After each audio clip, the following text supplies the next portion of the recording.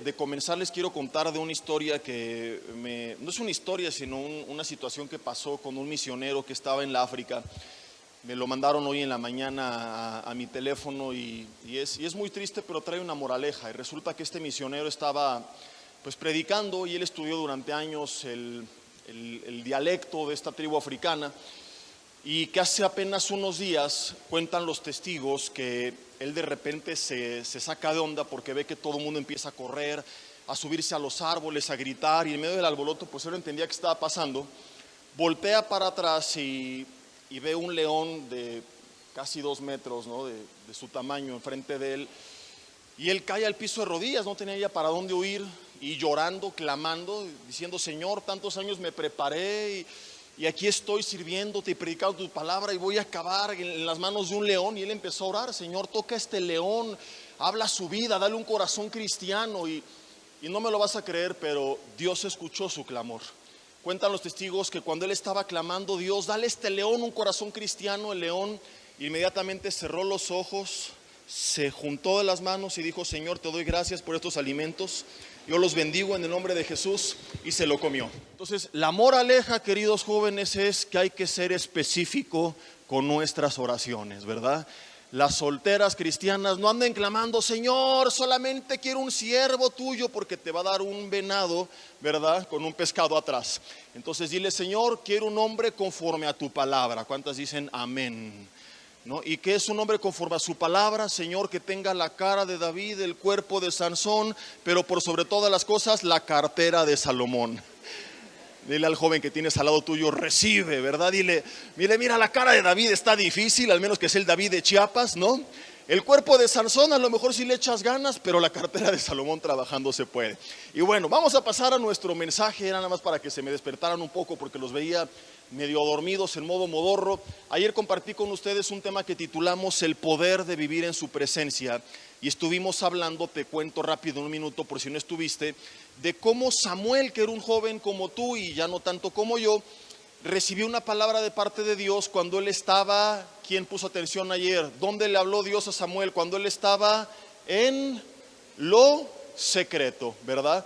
Y estuvimos viendo de cómo a veces hacemos tonterías porque tomamos malas decisiones, porque no escuchamos la voluntad de Dios, porque no tenemos intimidad con Dios, porque tenemos una religión y venimos a la iglesia y escuchamos la palabra de Dios, y obviamente la palabra nos bendice, pero esas cosas específicas que Dios te quería hablar a ti de forma personal, en la intimidad, te las perdiste por no estar en lo secreto. Entonces, cuando tú y yo vemos lo secreto como un pesar en vez de verlo como un privilegio, los afectados somos nosotros, porque nos perdemos la bendición de que Dios habla en nuestras vidas esas cosas maravillosas. Entonces yo te recomiendo luego ahí en redes que busques todos los mensajes del Congreso para que no te pierdas ninguno, pero básicamente de eso trató el mensaje el día de ayer. Ahora, los siguientes mensajes no van a ser como tal primera, segunda, tercera parte, pero sí llevan una secuencia, en el sentido que iremos viendo cosas importantes que tienen que ver con la vida en lo secreto. Y lo que hoy quiero que nosotros aprendamos es cómo todos nosotros, como parte del cuerpo de Cristo, corremos el gran peligro de meternos tanto en las actividades del ministerio. Creo que es algo que todos llegamos a vivir sí o sí, este error que cometemos sinceramente equivocados de apasionarnos tanto por las cosas de Dios que nos olvidamos del Dios de las cosas. Y viene contenido todo esto en un mensaje que el mismo Jesús le escribe hace 2000 años a una de las 7 iglesias que había en Asia, que era la iglesia de Éfeso. Yo quiero que me acompañes a leer este mensaje que estaremos estudiando, y dice Apocalipsis capítulo 3 versículo 1, que escribe el ángel de la iglesia. Perdón, es Apocalipsis capítulo 2, no capítulo 3. Apocalipsis capítulo 2 versículo 1 dice: escribe el ángel de la iglesia en Éfeso, el que tiene las 7 estrellas en su diestra, el que anda en medio de los 7 candeleros de oro. Cada una de las 7 cartas comienza con una descripción donde este ángel, pues bueno, si tú estudias las características o los atributos, te vas a dar cuenta que no era un ángel común y corriente. Lo que pasa es que la palabra ángel en griego significa mensajero, pero cuando tú ves los atributos y los sumas, te das cuenta que no puede ser un ángel, porque a ningún ángel se le pueden atribuir estas características. Entonces los estudiosos coinciden en que es Jesús mismo, por amor a su pueblo, escribiéndole y exhortándole, y a veces jalándole las orejas, no para llenarle de culpa, de condenación, de vergüenza, pero sí para corregirlo y hacerle ver en qué se ha equivocado. ¿Y qué es lo que pasó con esta iglesia de Éfeso? Aparentemente era una iglesia perfecta, porque dice el versículo 2, yo conozco tus obras. Y fíjate lo que dice a continuación, y tu arduo trabajo y paciencia, y que no puede soportar a los malos. Era una iglesia que tenía celo de Dios.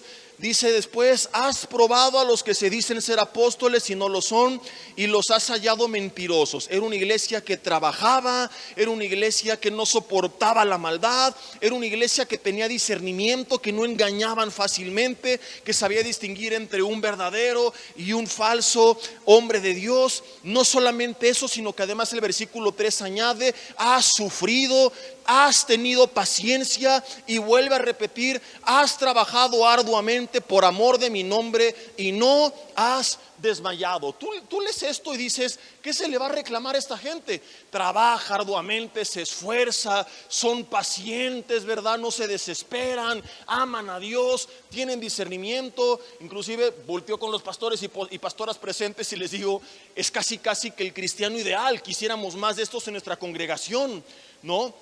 No era gente que andaba quejándose, ay, ya me voy porque aquí no hay amor. No era gente que andaba chillando, murmurando, no, era gente esforzada, sufría, era paciente, ¿verdad? Me ha tocado a mí atender a jóvenes que no son pacientes, que nomás no llega el idóneo o la idónea y ya se fueron al mundo y te dicen, es que no encontré en la iglesia, ¿verdad? No fueron pacientes. Estos jóvenes eran pacientes, estos jóvenes eran perseverantes, estos jóvenes aparentemente estaban haciendo todo de forma correcta, y dices, ¿qué se les va a recriminar? Y asombrosamente la recriminación de parte de Jesús para esta iglesia no tiene que ver, fíjate esto que te voy a decir, no tiene que ver con algo malo que estaban haciendo, sino con algo bueno que dejaron de hacer. Esto es bien importante que lo entendamos, porque desafortunadamente hoy la iglesia piensa, o parte de la iglesia piensa, que la vida cristiana solamente se trata de dejar de hacer lo malo. Ese es uno de los peligros de limitar el cristianismo a una lista de cosas que no hay que hacer. Ojo y aclaro, no estoy diciendo que no tiene que haber reglas, las tiene que haber. No estoy diciendo que no tiene que haber listas, las tiene que haber. Lo que estoy diciendo es que no podemos reducir a eso el cristianismo. Cuando olvidamos que se trata de una relación con Dios y pensamos que se trata solamente de no hacer lo malo, pues te encuentras con muchos cristianos que piensan que están bien, porque dicen, yo desde que vine a Cristo ya no fumo, ya no me emborracho, ya no me drogo, no corro, no grito, no empujo y lo que tú quieras. Pero se les olvidó que no solamente se trataba de lo malo que había que dejar de hacer, sino también de lo bueno que había que comenzar a hacer. Entonces comenzamos a vivir lo que yo llamo un cristianismo de desierto. Ya no estoy en Egipto, que representa el pecado, pero tampoco estoy tomando la tierra de Canaán. No estoy, como ayer lo veíamos, teniendo comunión con Dios, recibiendo palabra de parte de Dios para hacer la obra de Dios. Simple y sencillamente ando en un desierto, dando vueltas, conforme, pensando que todo está bien, porque ya dejé de hacer ciertas cosas malas. Y es que, queridos jóvenes, no sé si tú lo sabías, pero la palabra pecado no solamente tiene que ver con dejar de hacer lo malo, sino también cuando alguien no está haciendo lo bueno. La palabra pecado viene de una palabra griega que es la palabra amarteia y significa errar en el blanco. Cuando un arquero disparaba la flecha y no daba en el blanco, se decía que estaba en pecado o que había pecado, que no dio en el centro. Entonces, ¿qué es el pecado en la Biblia? Es cualquier pensamiento, cualquier palabra, cualquier acción, cualquier decisión que no está dando en el centro de la voluntad de Dios.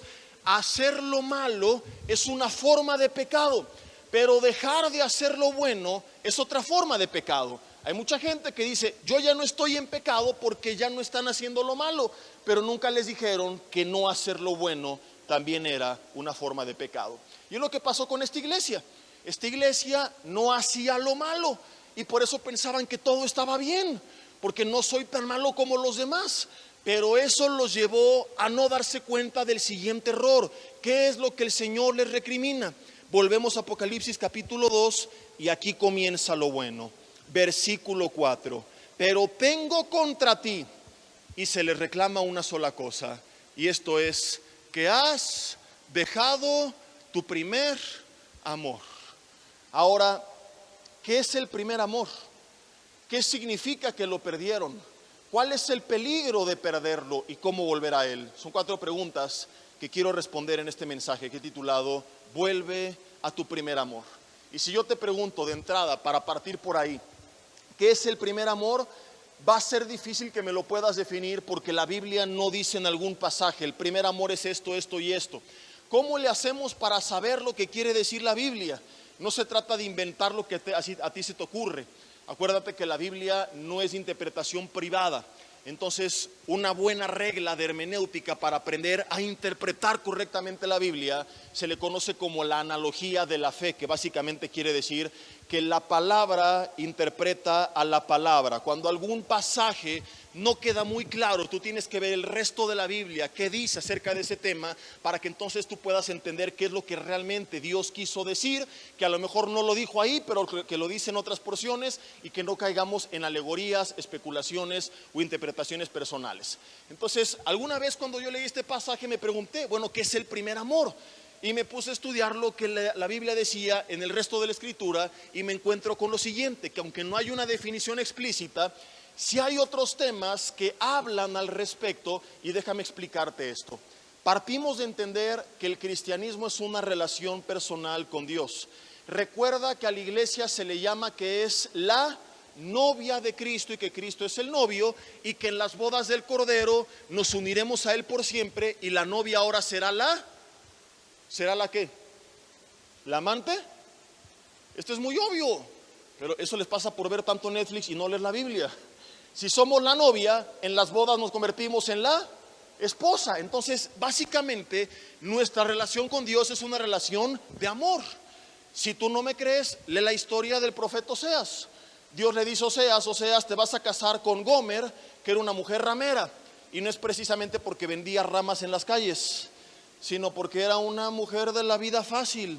Y le dijo: y te va a engañar, y la vas a perdonar, y la vas a restaurar, y vas a ir a un mercado de esclavos y la vas a comprar otra vez para ti. Y Oseas se pregunta: ¿y por qué? Yo te prediqué el año pasado de eso, mucho más a fondo. ¿Por qué, Señor, voy a hacer esa locura? Bueno, porque a través de ti le quiero enseñar a mi pueblo cómo es mi amor para con ellos. Y así Cristo nos enseña, ¿verdad? Cómo Él viene y nos compra y nos rescata del pecado y nos hace su novia. Y aunque fuimos infieles, Él fue fiel y nos perdona y nos da vida eterna y nos limpia y nos restaura.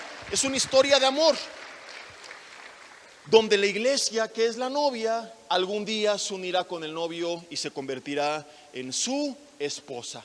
¿Quieres otra confirmación explícita? Primera de Juan 4:19 dice que nosotros le amamos porque Él nos amó primero. El amor de Dios nos cautivó. Entonces es bien triste, pero hay mucha gente que sigue a Dios más por miedo que por amor.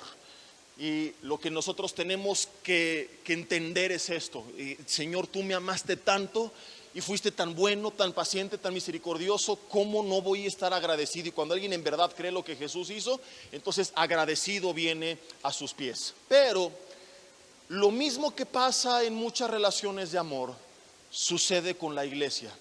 Primero viene el novio y conquista a la novia, a la amada, y la amada se enamora. Pero así como a veces entre ellos la relación se enfría, y así como se empieza a perder ese amor, así Apocalipsis está diciendo que la novia, la amada, a pesar de todo lo que hacía, perdió ese primer amor. Y para que podamos entenderlo, yo quiero que meditemos un poco en cómo es la relación inicialmente entre dos enamorados, porque eso nos va a ayudar. Y quiero aclarar, porque algunos pueden decir: ya nada más estás cotorreando, pastor. No, esta analogía que vamos a hacer es primero para aclarar y que entendamos cómo es un cristiano en su primer amor. Y es bien importante esto que te voy a decir. Las conclusiones a las que voy a llegar, no voy a llegar a ellas por la analogía es solamente para entender mejor, pero todo esto está explícitamente descrito en una descripción que la Biblia da de los primeros cristianos en Hechos capítulo 2, versículo 42 al 47, donde se habla de 6 o 7 características de la iglesia primitiva, y estas características las vemos presentes entre dos enamorados. Así que ponga muchísima atención, van a ser no más de 10 minutos para explicar esto y después continuamos con el resto de la carta. Lo primero que quiero hacer es preguntarles, y sean bien honestos, ¿cuántos de ustedes tienen o han tenido novio o novia? Levanten la mano. Algunos no se animan porque están los líderes viéndolos, así que voy a pedir a todos los adultos y a todos los líderes y a todos los padres de familia que cierren sus ojos. Es un decreto pastoral, el que no lo haga será declarado oveja rebelde el resto del Congreso. Así que todos los adultos, líderes, van a cerrar sus ojos para que mis queridos jóvenes tengan la confianza, porque necesito saber la respuesta a esta pregunta. ¿Cuántos de ustedes han tenido novio o novia? Levanten la mano. 1, 2, 3. No la bajen. Aguánteme tantito. Déjenme ver cómo salió la foto. A ver. Y si se ven las manos levantadas. Bueno, querido joven, si usted no quiere que esta foto llegue hasta las puertas de su hogar, al final del mensaje, por una generosa ofrenda, yo puedo eliminar tu cara de esta foto. Y quiero hacerte algunas preguntas acerca de qué pasa entre dos enamorados cuando están en ese primer amor, en ese fuego inicial. ¿Cómo es la relación? Y podemos resumirlo en 4 características. Y repito, estas 4 características son características de la iglesia en su primer amor, y son características que la Biblia describe de la iglesia primitiva en Hechos 2, 42 al 47. Lo primero que pregunto, cuando está iniciando esta relación de amor, ¿qué es lo único que el enamorado quiere hacer todo el día, todo el triste día, todos los días de toda su vida? ¿Qué es lo que quiere hacer? ¿Estar con quién? Y si no está con ella, quiere hablar con ella o escribirle a ella o ver fotos de ella. El enamorado, la enamorada solo quiere estar en comunicación con el amado o con la amada. ¿Cierto o falso? ¿Y es porque se lo imponen? Papá le dice, órale, márcale a tu novia. Ay, papá, qué flojera, me cae regorda, es bien tóxica. No, aquí no hay de esas, pero allá en el centro de la ciudad sí.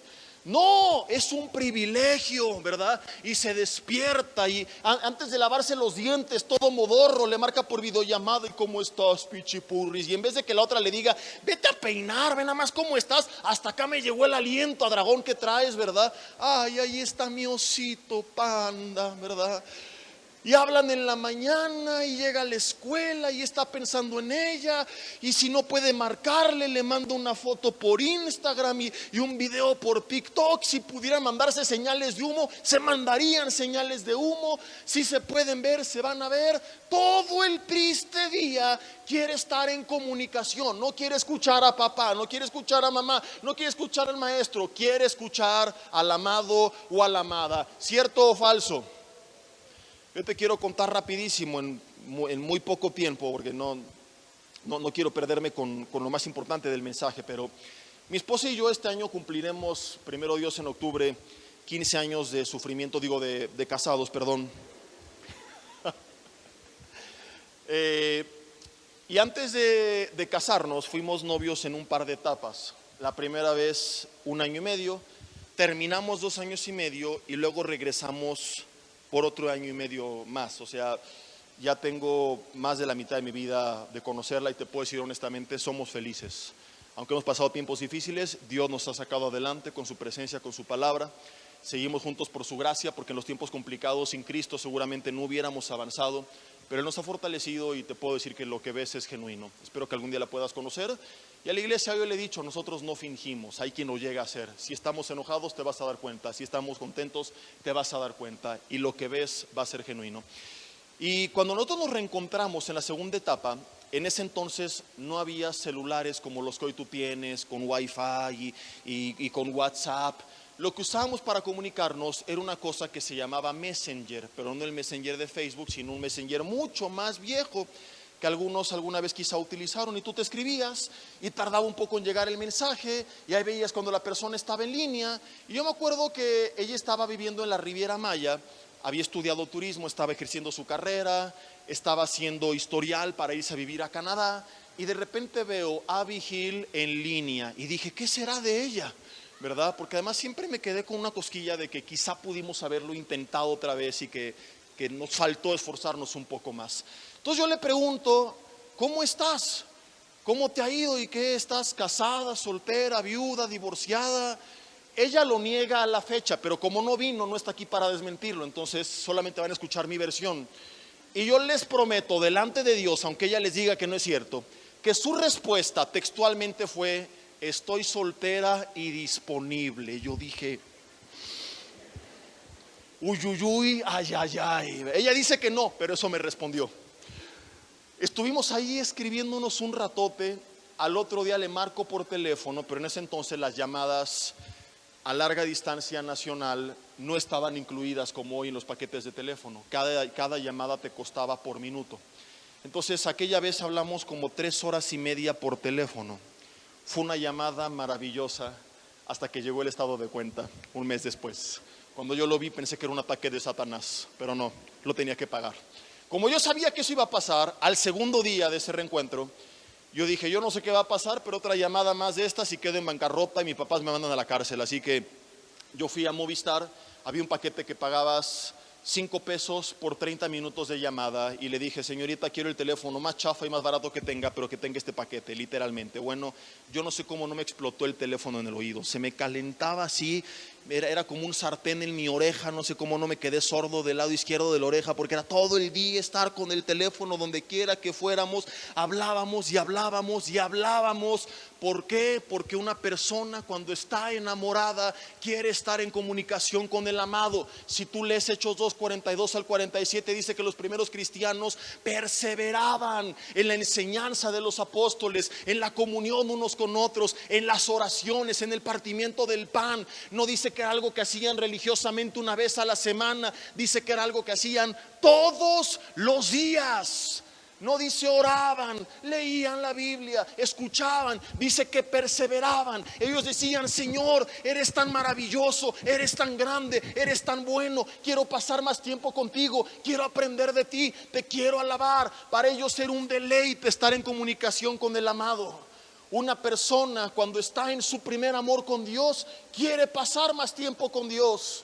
El joven en su primer amor quiere estar en todos los estudios, en todos los congresos. He conocido jóvenes que dicen, congreso de jóvenes, yo voy. Campamento de jóvenes, yo voy. Congreso de varones, yo voy. Congreso de matrimonios, yo voy. Pero tú no estás casado, pues me caso, pero yo voy. Congreso de mujeres, yo voy, pues pero él es varón, pues aunque me sienta hasta atrás, pero yo quiero estar ahí. ¿Quieres escuchar la palabra, sí o no? Porque estás enamorado de Dios y quieres más de Dios, quieres aprender más del Señor. Al rato voy a retomar este punto, porque estamos viendo qué es lo que perdió esta iglesia y por qué la perdió. Y veremos en unos 15 minutos la correlación que hay con el tema del Congreso en lo secreto. ¿Qué fue lo que sucedió? Que perdieron el primer amor. La segunda característica de una persona en su primer amor, de cada una podemos hacer un mensaje entero, pero quiero que tengamos un panorama general. La persona enamorada quiere lo mejor para su amado, busca la forma de servirle. Yo no sé, madres de familia, cómo responden sus hijas cuando les piden, por ejemplo, que les ayuden con los trastes. Recuerdo que alguna vez fui a comer a casa de una familia de la congregación. Terminamos de comer, le dicen a la hija, hija, lava los trastes, y empezó, ay mamá, porque yo, que mi hermano nunca le pides nada, que los lame el perro y así, que se limpien siempre. Yo empezó, se le salían los ojos, yo pensé que era Satanás que le estaba poseyendo.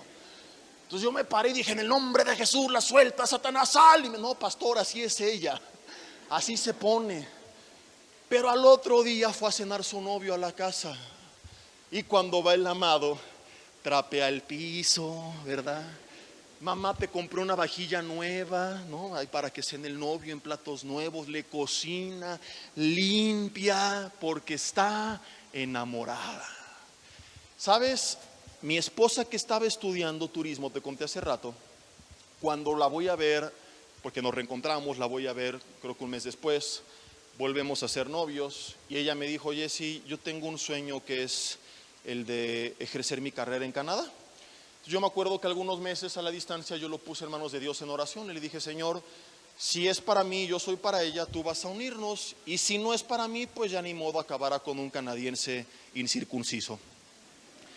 Allá ella por no valorar el producto nacional, porque son bien feos esos canadienses, ¿verdad? ¿Sí o no, varones, que somos más guapos los mexicanos? ¿No? Aunque sea por fe, pero di amén. No.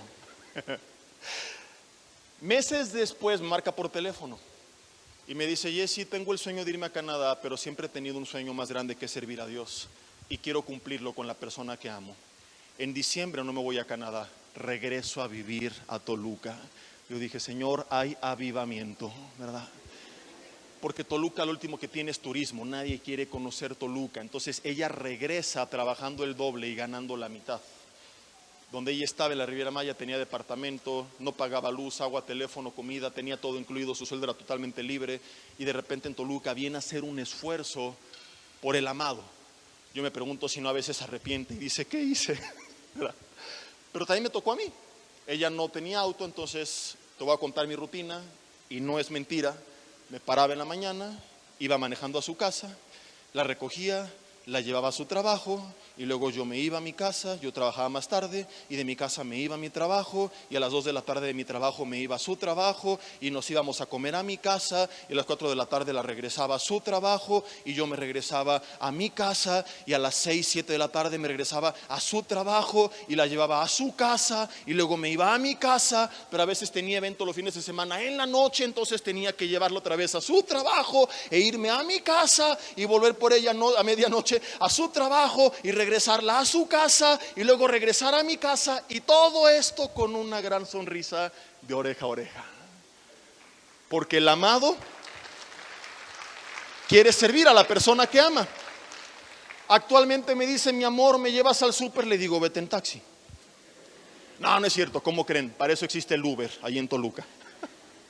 Estoy bromeando, sigo siendo su chofer y lo hago con gusto. La persona amada quiere servir al amado. La Biblia dice en Hechos 2, 42 al 47 que la iglesia tenía favor con todo el pueblo, servía al pueblo, pero ese era producto de su amor para con Dios. Ellos amaban a Dios y querían servir a Dios. El joven en su primer amor no llega a quejarse: ay, en la iglesia falta esto, está mal lo otro, les falta esto. Al contrario, está ahí: pastor, ¿en qué te puedo servir? ¿En qué te puedo ayudar? Veo esta necesidad, yo quiero participar. Porque quieren servir a la persona que aman. El cristiano en su primer amor quiere pasar tiempo con Dios y quiere servir a Dios. Tercer característica de la persona enamorada: cuando no está con el amado sino con alguien más, ¿de quién hablan todo el tiempo? Tu amiga que está con su novio nuevo, ¿de quién habla cuando estás con ella? Del triste novio. Y tú dices: ya quiero platicar contigo, y no, es que mi novio es maravilloso, es lo máximo. Te lo describe como si fuera Brad Pitt, ¿verdad?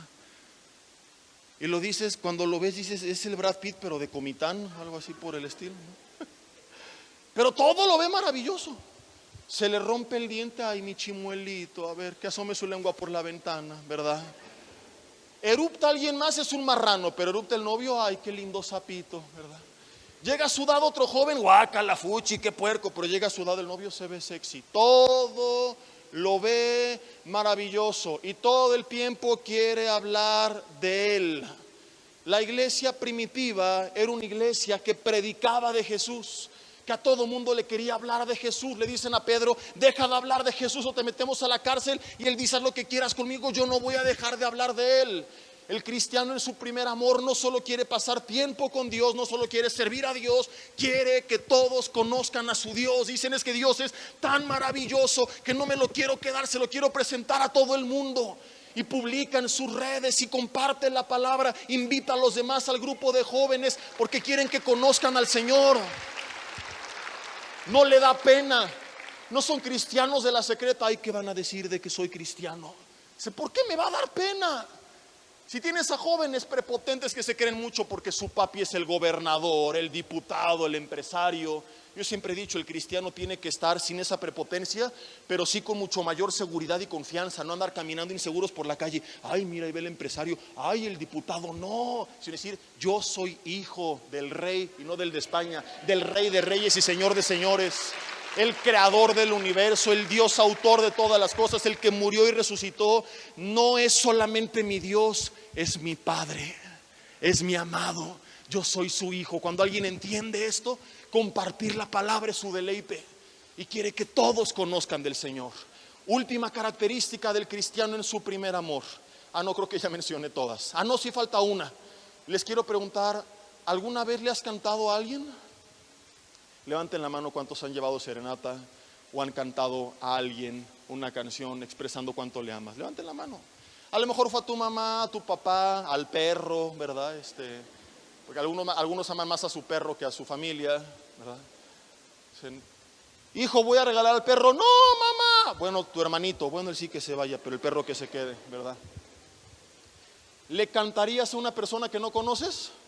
Pues por supuesto que no, porque quién sabe quién es. Pero es normal que las personas a veces le dediquen canciones de amor o le canten al amado, ¿verdad? Y de igual forma, los cristianos en su primer amor, todo el tiempo lo que quieren es alabar a Dios. Yo recuerdo que antes de encontrarme con Cristo yo escuchaba música electrónica. Mi mamá me decía, esa música es del diablo. Y decía, no es del diablo, es del DJ. Y un día iba rumbo al gimnasio escuchando una canción de Jesús Adrián Romero que se llama,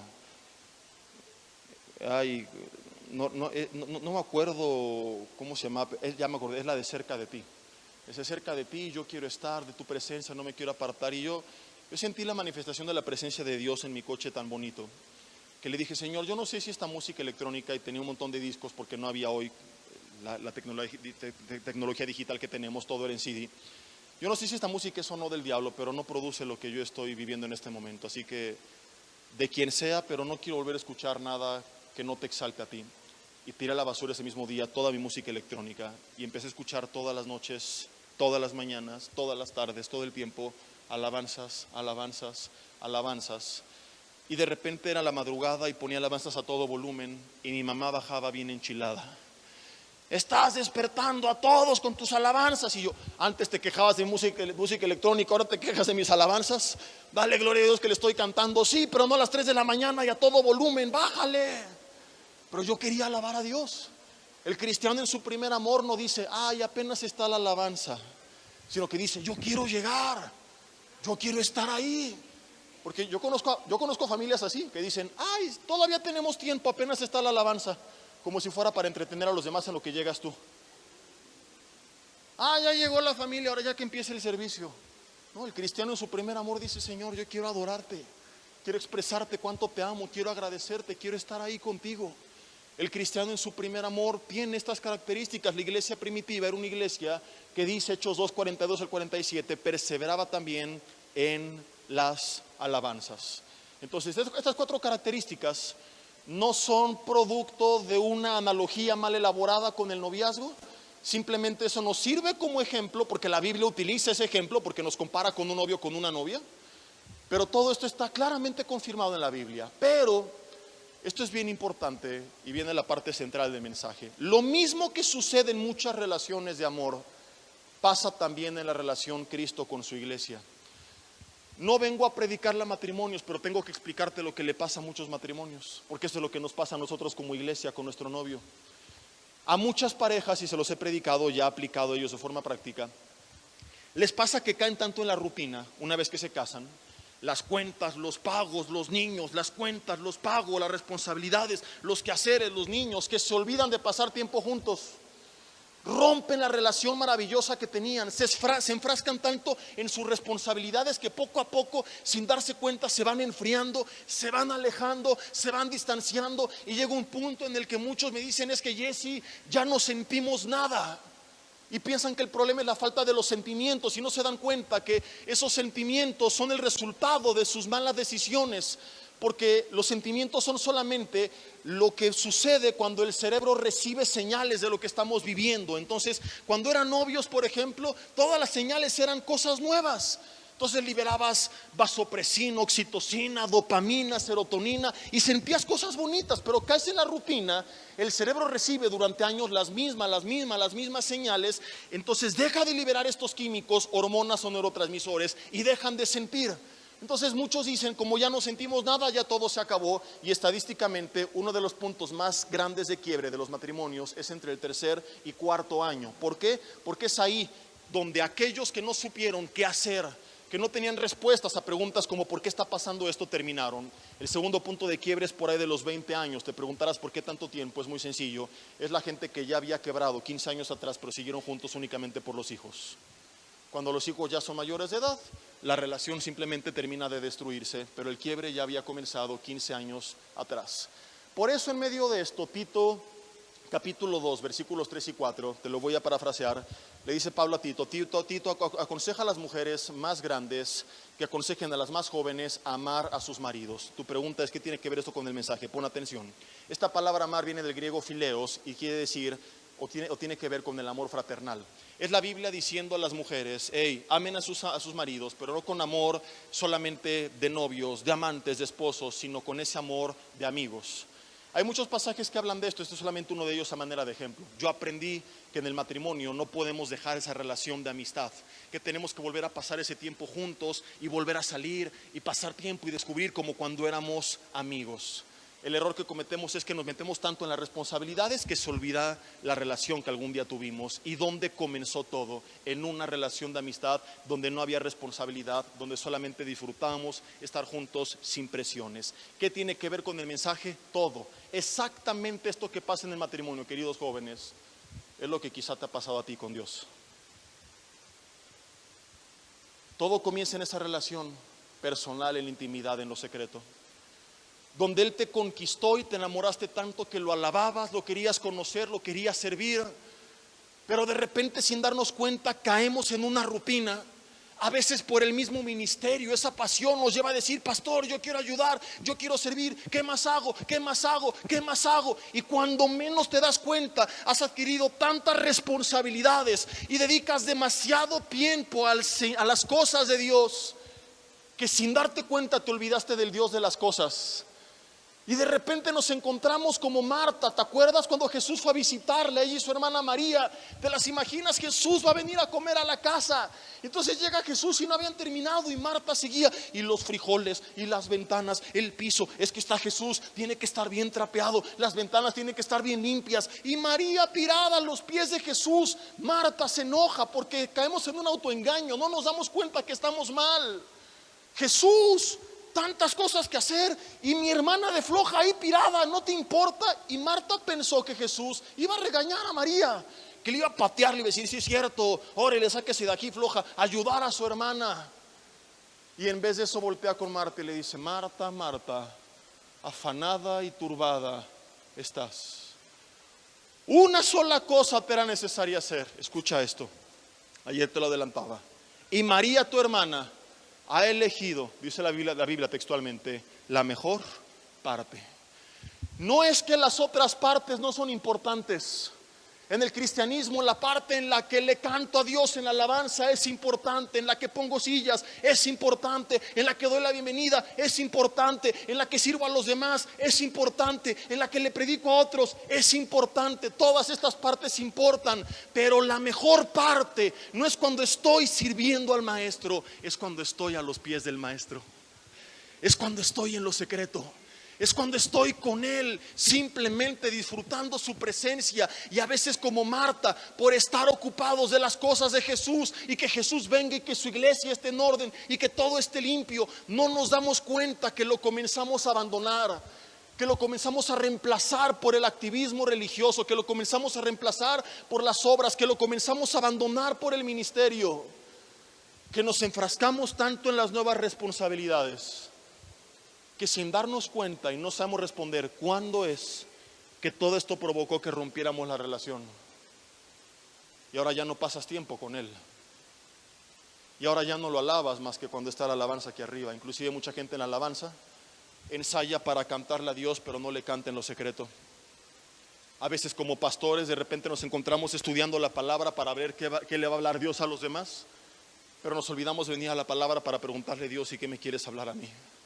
De repente en el ministerio todo se trata de lo que voy a dar, pero me olvido de recibir de parte de Dios.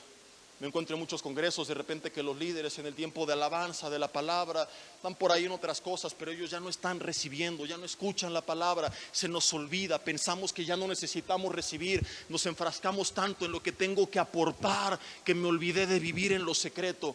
¿Dónde comenzó todo algún día? En la intimidad con Dios. donde comenzó todo esto que comenzamos a hacer en la intimidad, donde Él te conquistó y te enamoró, y sin darnos cuenta, ahora todo eso que hacemos viene a reemplazar esa intimidad. Por eso dice el versículo 5 de Apocalipsis 2. Fíjate qué interesante es este versículo.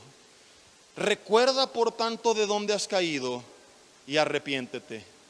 ¿Nunca te has preguntado en qué cayeron si acabamos de leer versículos atrás que no soportaban a los malos? ¿En qué cayeron si tenían discernimiento? ¿En qué cayeron si solamente se les reclama por lo bueno que dejaron de hacer, no por lo malo que hacían? Y es que la gente cree que caer tiene que ver con tropezarme con alguna adicción, algún pecado, algún vicio. Y quiero explicarte por qué dice, recuerda por tanto de dónde has caído, porque esto es súper profundo, interesante y alarmante. Cuando la Biblia habla de caer, como tú y yo entendemos la palabra, tropezar, cuando decimos es que cayó en las drogas, cayó en el alcohol, cayó en adulterio, cayó en la pornografía, esta palabra caer viene del griego pipto, que significa caer o tropezar. Pero cuando la Biblia dice recuerda por tanto de dónde has caído, la palabra no es pipto, la palabra es ekpipto en el original griego. Recuerda que la Biblia no se escribe en español, sino en hebreo, Antiguo Testamento, y porciones en arameo, griego, Nuevo Testamento. Hay buenas traducciones como esta, pero algunas palabras a veces cambian un poco el significado. Y a veces ver el original nos ayuda a entender mucho mejor las cosas. Y esta palabra ekpipto no significa caer o tropezar. Significa ser sacado del curso o desviarse del camino. Entonces se refiere a cristianos que van corriendo la carrera y que van felices porque no he tropezado, no he caído, y siguen corriendo y siguen avanzando y siguen en el ministerio y siguen en obras y siguen haciendo muchas cosas, pero no se han dado cuenta que hace mucho tiempo atrás de repente se desviaron del rumbo original, se desviaron del camino. Estamos en un camino de obras, de ministerio, de activismo, de una vida con Dios en público, pero me desvié del rumbo original, de donde todo comenzó. Se me olvidó para qué murió Jesús en la cruz por mí. ¿Y para qué murió Jesús en la cruz? Para restablecer la comunión que se había perdido en el huerto del Edén. El resultado de lo que hacemos públicamente es solamente porque en gratitud a lo que Jesús hizo comenzamos a servirle, pero no puede reemplazar donde todo comenzó. ¿Qué es lo primero que pasó cuando Cristo Jesús murió? Dice la Biblia que el velo que separaba el lugar santo del lugar santísimo se rasgó de arriba abajo, enseñándonos que ya no hay nada que estorbe a un hijo de Dios por medio de la obra de Cristo Jesús en la cruz del Calvario para venir ahora a lo secreto, a la intimidad con Dios. Porque antes era solamente una persona una vez al año. Ahora tú y yo tenemos acceso a ese lugar secreto. Ahora podemos acercarnos confiadamente al trono de la gracia. Ahora su presencia habita en nosotros por medio de la fe. Pero nos olvidamos y estamos corriendo otra carrera y felices porque no he caído, pastor. Ya tiene 10 años que no pruebo el alcohol, ya tiene 10 años que no me drogo, ya tiene 10 años que no veo pornografía. Entonces hay muchas cosas malas que dejaste de hacer, pero no te has dado cuenta que no se refiere la Biblia a que caíste con algún pecado, sino que te desviaste del rumbo original, que te olvidaste que dice la Biblia, en esto consiste la vida eterna, que te conozcan a ti, al Padre y a Jesucristo a quien has enviado. Y es tan común que nos pase a todos que por una u otra razón, sin darnos cuenta, de repente abandonamos el lugar secreto y nos apartamos de la presencia de Dios y perdemos ese primer amor. Por eso fíjate lo que después dice, si me apoyan aquí arriba con el teclado, por favor, no cierres tus ojos todavía. Apocalipsis 2, volvemos al mensaje de la iglesia en Éfeso y dice, versículo 5. Recuerda por tanto de dónde has caído y arrepiéntete. Subraya lo que viene a continuación. Y haz las primeras obras. ¿Te acuerdas que dice el versículo 2? Yo conozco tus obras. ¿Y cuáles eran las obras? Su arduo trabajo, paciencia, su discernimiento, su sufrimiento. Pero ¿qué dice aquí?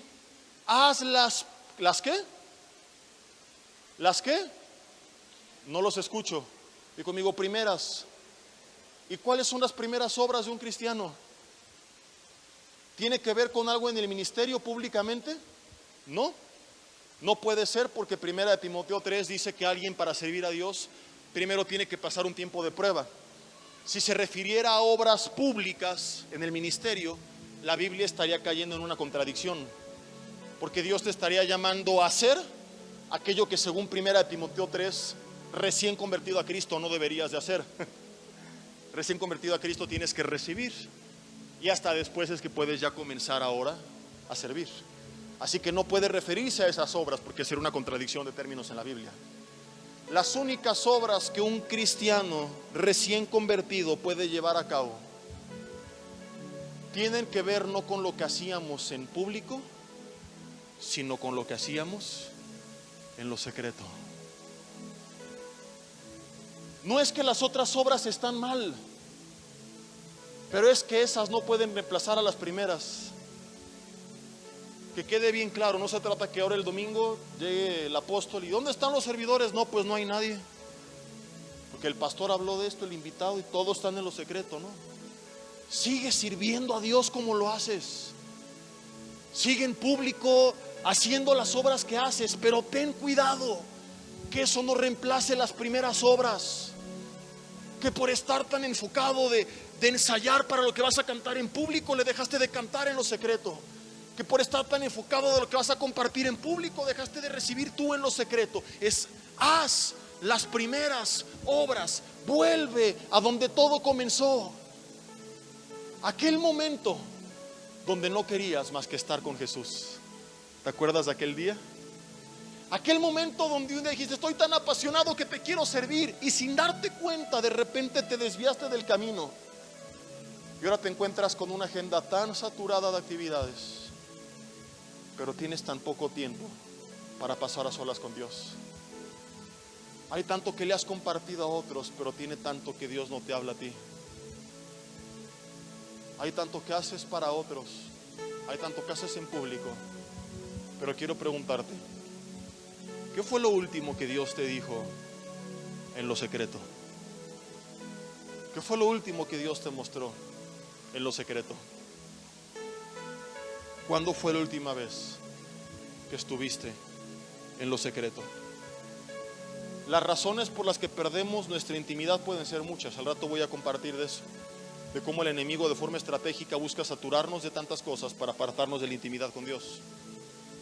Pero quise comenzar compartiéndote de la más sutil de todas, porque cuando íbamos a imaginar que serían las cosas de Dios, uno de los motivos que nos iba a apartar del Dios de las cosas.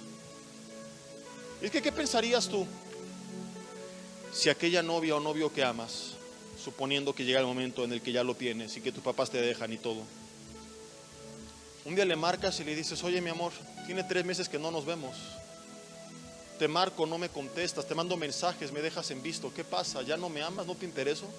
Y te dice, oye mi amor, pero cuando tú sales de casa, yo he ido a tu casa y lavo tu ropa, he limpiado tu cuarto, ¿no te has dado cuenta? Te he dejado comida, pinté tus paredes, recogí tu recámara. ¿Qué le dirías? Sí, te has encargado de mis cosas, pero te olvidaste de mí. Y mis cosas importan, pero no son más importantes que mi persona. Queridos jóvenes, las cosas de Dios son importantes, pero no pueden reemplazar a Dios. Lo que hacemos para Dios importa, pero no es más importante que su persona. Por eso Jesús dijo, y vuelvo a repetir, María, tu hermana, ha elegido la mejor parte. Lo que hacemos para Dios es una buena parte, pero no es la mejor parte. La mejor parte que tú puedes vivir no es cuando estás sirviendo al maestro, es cuando estás a los pies del maestro. Y si tú no vuelves ahí, amén. Si tú no vuelves ahí, querido joven, tu vida corre peligro. Porque hasta este punto, esta iglesia no había hecho nada malo. Y su problema era que dejaron de hacer lo bueno, que se olvidaron de esa intimidad con Dios. Pero si tú no regresas, prontamente te encontrarás con que no solamente no estarás haciendo lo bueno, sino que comenzarás a hacer lo malo. Porque para que una pareja se engañe mutuamente, el primer paso es que se enfrían en su relación. Hay distanciamiento y después viene el engaño. Nadie cae de la noche a la mañana. La iglesia que no vuelve a los pies del maestro va a terminar siéndole infiel al maestro.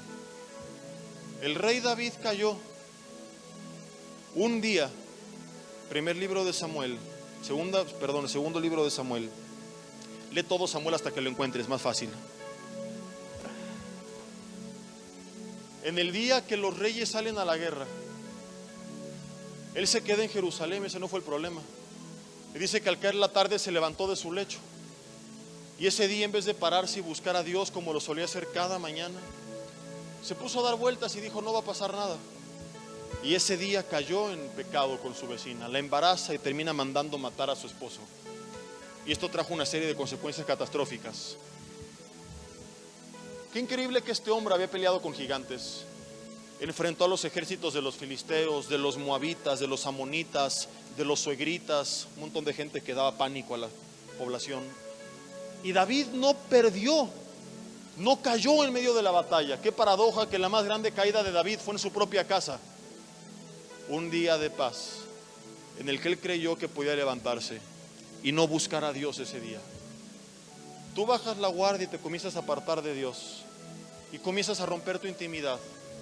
Es una bomba de pie, pues solamente cuestión de tiempo para que tú termines caído. Jesús dijo: separados de mí, nada vas a poder hacer. Quiero terminar con esto.